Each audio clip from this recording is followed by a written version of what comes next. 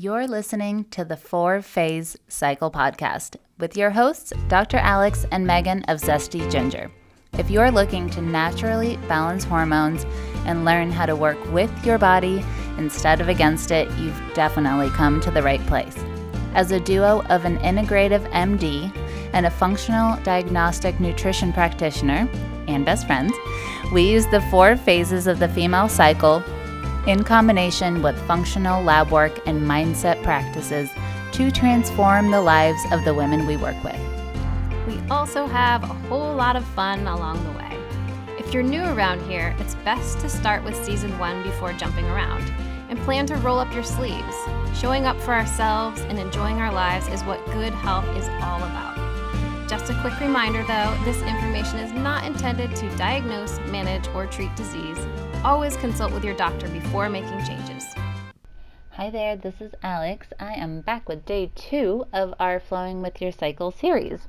So, hopefully you listened to yesterday's, and that kind of talked you through how the series works. So I'm not going to recap that, but I will remind you that the companion guide is at zestyginger.com/flow. So if you haven't grabbed that yet, it's going to be really key and helpful to really applying and seeing the benefits that come from figuring out how to actually apply all of this to your life. Okay, zestyginger.com/flow. All right, so day 2, we're still in phase 1 of the cycle. Almost everyone who has a normal cycle will still be having their period. As we talked about yesterday, there is more interconnectivity and communication happening at the level of the brain. So yesterday we talked about really utilizing the fact that it's already doing that anyways and figuring out ways to guide that, right? Today, what we're going to do is focus on learning how to listen to signals from our body and some ideas that we have around doing this at this part of the cycle. The reason that this is really, really important is that we often have so many competing voices about what we should be doing from the outside. So with health, of course, there are experts, and thank goodness there are, but there's so many people now on the internet sharing things, different doctors to go to, different healthcare providers. They all have their individual point of views, just like Megan and I do, and we're all sharing it, right? And that's really cool because you can find the people that you jive with. Thank goodness that we have so many choices. The flip side of that is that we, generally speaking, and if this doesn't apply to you, kudos, that's amazing. I'm so glad you grew up like that. I hope it's more like this in the future, but essentially we're kind of taught very early on the like sit down, shut up, you're a kid kind of thing, right? Let me as an authority tell you exactly what to do, and not only what to do, but how to feel, how to think, what's right and wrong, what you need to be doing, what you need to be thinking about, how you think about it.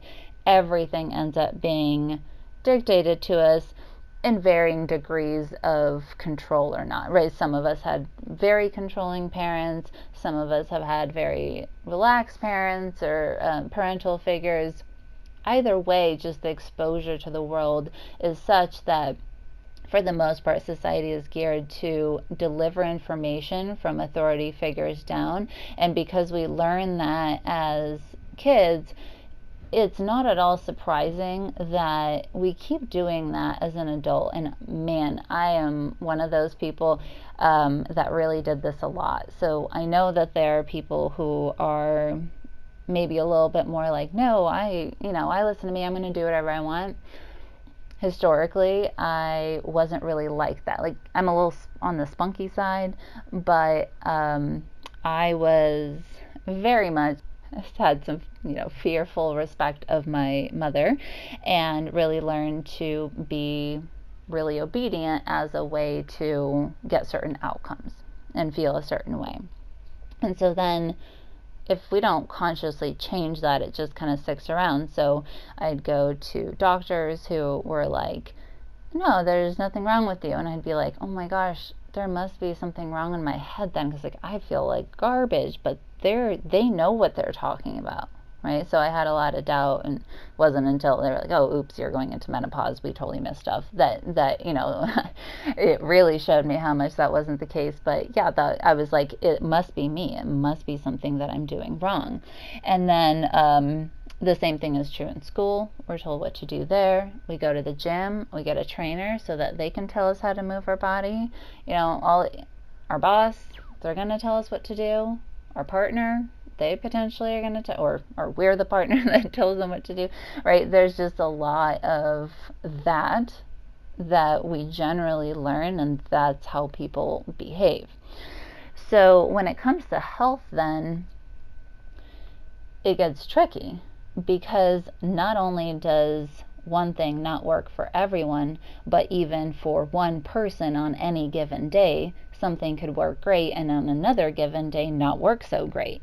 And so then I used to be completely baffled by this. I'd be like, but I'm doing exactly what that person said. Like yesterday, it was working. Today, it's not working. And I would literally like cry and just have a full-blown meltdown, or I'd be like doing some diet that people were telling me to do, or doing certain movements, and then all of a sudden it'd be like, oh, I'm spotting for 3 weeks. And I'm like, but that's the thing that's supposed to help my hormones, right? And so it's just really, really frustrating. I did that for years, which is why as you listen to Megan and I's stuff, there's a lot of variability and flow that we have inside our stuff, because we're basically giving people parameters, and then the bulk of our work is actually convincing women that they can trust themselves to know what is right for them. That's like what we spend the majority of the time actually doing, because there's 10 million different ways to heal the body and resolve whatever you have going on.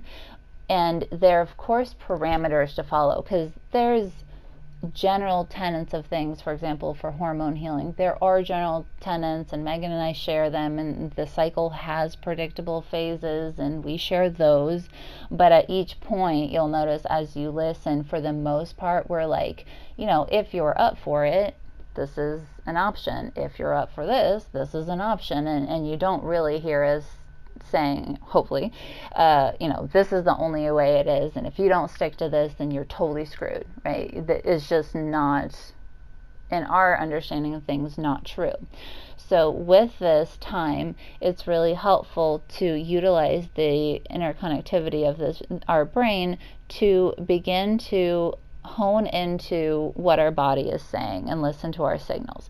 Now, for this specifically, it's such a long-term game that you could, if all you did was just ask yourself a couple times a day, what do I need right now to support my body and to feel good?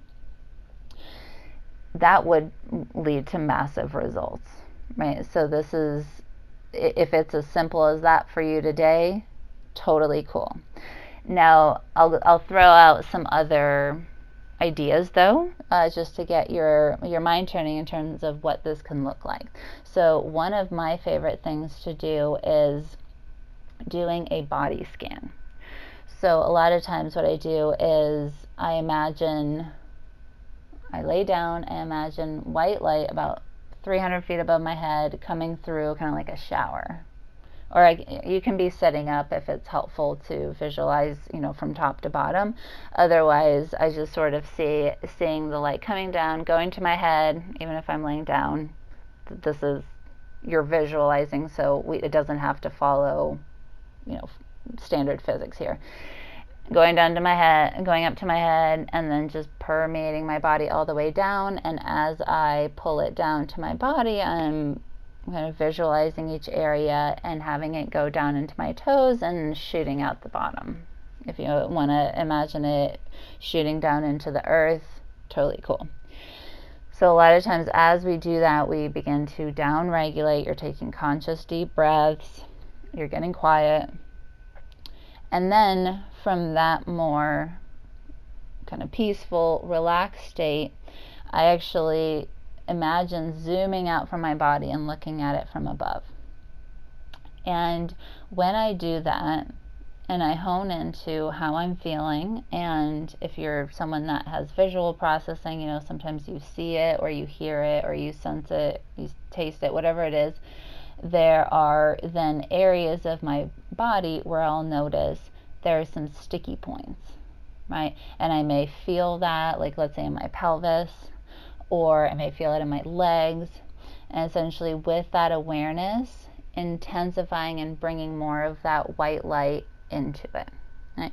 Now, whatever, if you have a spiritual practice of any kind or religious practice, you can totally merge that. So, if you're someone that works kind of in the religion of Christianity, kind of asking for help or praying for help in that area, or if you work with angels or you work with beings or guides, whatever you got going on, that is irrelevant to my point in terms of like what you pick, but essentially you can call in your guidance to help with that, or you could have none of that and really just bring that light. And that's a visualization to say, hey brain, I'm directing energy, I feel this, and I am allowing myself to bring in healing and consciousness. Like, our brains are powerful, and so we are directing them by giving them a visual. A lot of times what will happen is that that area will relax more, right? And the sensation, whatever it was, whether it was like slightly uncomfortable to outright painful or whatever it was that was going on, like anxiety, and you're feeling it in your chest, allowing that to sort of release, right? So first it's bringing in awareness and then sitting with it and guiding it to go ahead and move along. However, there can be variability in terms of how big of a dent you make in the actual sensation. Like, the reason I say that is I used to have really bad chronic pain, right? It wasn't that in doing that I completely resolved it, but a lot of times I would feel the release of that, and to me that build confidence to the place where eventually I was able to do that so many times that, you know, my brain, my central nervous system kind of rewired and relearned that signal, which is really cool. I've talked about that before. Now is not the this is not the point that I'm trying to make, but essentially you don't have to have complete resolution of a sensation for that kind of thing to start to work its magic in the grand scheme of things, because again, you're going to have this the next cycle, right? And an opportunity to feel into how you feel. And a lot of times, even though we're going day by day, I pull this out on certain days just because it comes up. So we start to build out such a big toolkit that you can repurpose it in however way you like. It doesn't have to look a certain way. But this time, as we begin to do activities like this, it really allows us to then be keyed in, I'm starting to feel not that good from eating XYZ, right? Well, I was told XYZ was good for me. Is that actually true? Maybe not. Right? These are the kind of conversations that Megan and I have in our own heads or out loud to each other, and it's totally available to you as well to just start to say, you know, I was told I should work out 4 times a day, or four times a day, hopefully not, 4 times a week. I've done 3 already, but today I'm feeling really tired. I don't feel like I'm recovered from my last one. Maybe I'll just go for a nice gentle walk instead. I'll just go for an easy swim, right? This is the kind of thing that we liberate ourselves when we listen to our own signals, because we're the boss. And really, because it's our own body, we should be the boss, okay? Another example of, let's say you do like working out and you work out consistently.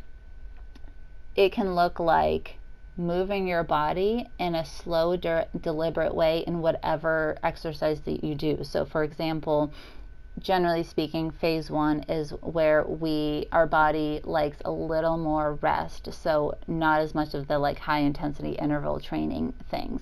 And of course, what that means, it depends on where you are. So if you're an Olympian, your kind of lighter days will obviously look very different than, me, who quite frankly hasn't done so for a while, in that way.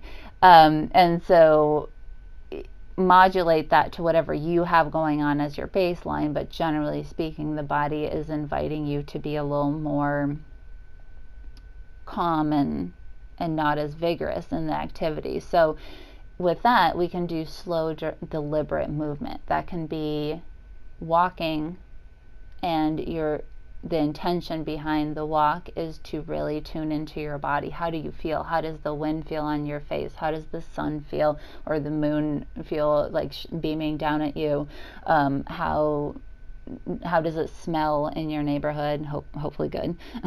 But I lived in Chicago. There was a whole litany of smells, and all of that can start to heighten that awareness, because it really is just a matter of practicing.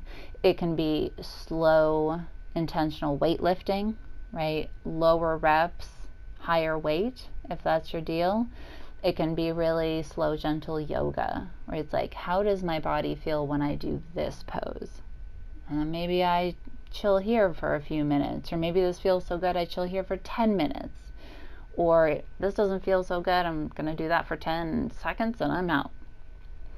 Allowing the opportunity to say, yes, I'm moving my body, because that's my intention, but how do I modify it based on the cues that I'm getting?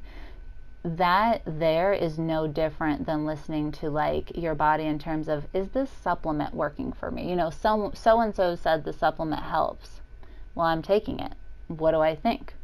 Right? Because a lot of times it's like, is this helping? Oh no, but my period still sucks, so maybe it's not doing anything at all, and blah blah blah blah blah. People go down the rabbit hole, right? But when we tune in and we get really good at listening to our body's cues, it gives us a lot more feedback. So it becomes very valuable from everything health related. But then once you're good at that, you realize everything is like that. It doesn't feel good to turn down that street and, oh, look, I see later there was a car accident there. Or, hey, that job looks good on paper. I didn't like it there. I'm not going to take it. These are, or which direction should my business go, my health coaching business? James Wedmore said this, but that doesn't feel right to me, right? All of these things then become applicable to every single thing that we do. And so health is a relatively motivating way to start, because when we feel bad, we want to feel good, and we are dedicated to that.